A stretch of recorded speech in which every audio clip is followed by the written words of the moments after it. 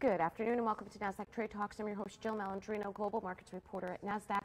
We've been coming to you live from the Employing U.S. Veterans Conference, brought to you by Military Times and Vets Indexes, live in New York City. And joining me for this segment, we have Quamid Francis. He is the Deputy Assistant Commissioner for New York City Department of Veteran Services.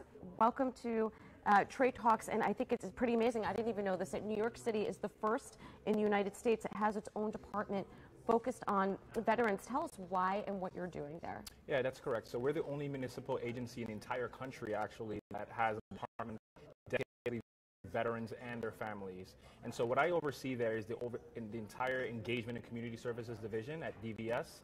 And so what that entails is cultivating partnerships with our the public sector, the private sector, as well as not-for-profits. We have partnerships with the universities, our Veterans on Campus initiatives, where we have over 40 colleges and universities throughout New York City that partner together to share learning so they can help help those transition veterans that are continuing their education or just started education for the first time.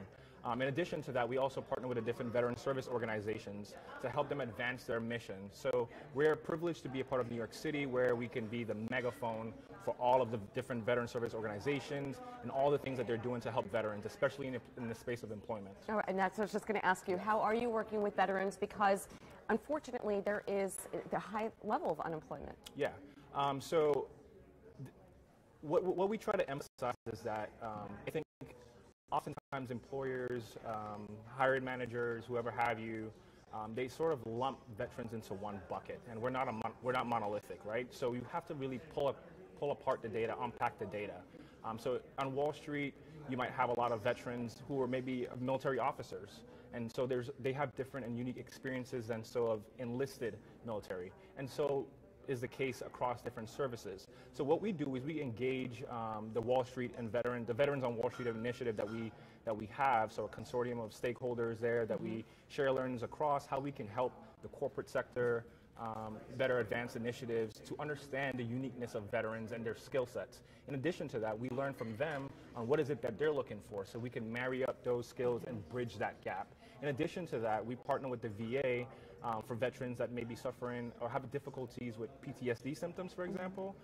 So we help them to put them in the cohort training, or not, is currently in a pilot phase. And so what that's doing is making it easier for veterans that deal with those mental health, for example, related issues, to help to put them in career settings to where they can thrive. All right, now what are you doing with New York City to make sure that there's laws that are protecting the veteran class? Yeah, so excellent question. So there's actually a law, in addition to the state and the federal government. New York City has a law that protects veterans. So veterans are a protected class, analogous to LGBTQ community and other communities that are protected classes. So we work closely with the Commission on Human Rights to ensure that veterans don't face employment discrimination, certainly disability discrimination, or housing discrimination.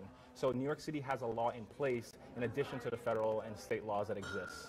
All right, well, thank you for all that you're doing for the community. Thank you so much. And thank you for joining me on Trade Talks. I'm Jill Malandrino, Global Markets Reporter at Nasdaq. Thanks.